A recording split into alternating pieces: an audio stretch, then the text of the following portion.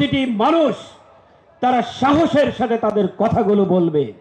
এমন জনপদ তৈরি হবে না যেখানে মানুষ ভয়ে কথা বলবে না।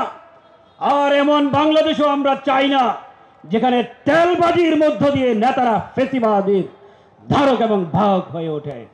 বন্ধুরা আমার, আমরা এমন একটি বাংলাদেশ গড়তে চাই যেই বাংলাদেশে অর্থনীতির জাতাকলে মানুষ পিষ্ট হবে না, যেখানে অর্থনীতির মারপেচের মধ্য দিয়ে মানুষের ক্রয় ক্ষমতাকে নিঃশেষ করে দেওয়া হয়। আমরা এমন একটি বাংলাদেশ গড়তে চাই যেখানে মানুষ তাদের সীমিত আয় নিয়েই সুখী থাকবে, খুশি থাকবে, সমৃদ্ধ থাকবে। এমন একটি বাজার গড়ে উঠবে যেখানে কৃষক তার উপযুক্ত মূল্য পাবে। ওই সিন্ডিকেটেড ব্যবসা এবং বাণিজ্যের মধ্য দিয়ে কিছু লোক কোনাকুনি পথে বড় লোক হবে, আর অধিকাংশ মানুষ দারিদ্র সীমার নিচে বাস করবে। এমন বাংলাদেশ হতে দেওয়া হবে না।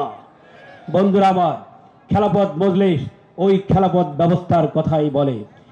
যে ভাষাই বলুন না কেন, কল্যাণ রাষ্ট্রের কথা বলুন, ইসলামী রাষ্ট্রের কথা বলুন, সমৃদ্ধ বাংলাদেশের কথা বলুন, যেই বাংলাদেশের কথাই বলুন, আমরা সেই বাংলাদেশই করতে চাই। এর জন্য জাতীয় ঐক্য দরকার। আজকে নেতৃবৃন্দ বক্তব্য রেখেছেন, বক্তব্য রাখবেন। একটা কথাই আমরা বলতে চাই, আমরা কাঁধে কাঁধ মিলিয়ে ঐক্যবদ্ধ বাংলাদেশ গড়ার জন্য কাজ করে যাব ইনশাআল্লাহ। আল্লাহ আমাদেরকে কবুল করুন। ওয়া আখির দাওয়ানা আনিল হামদুলিল্লাহি রাব্বিল আলামিন।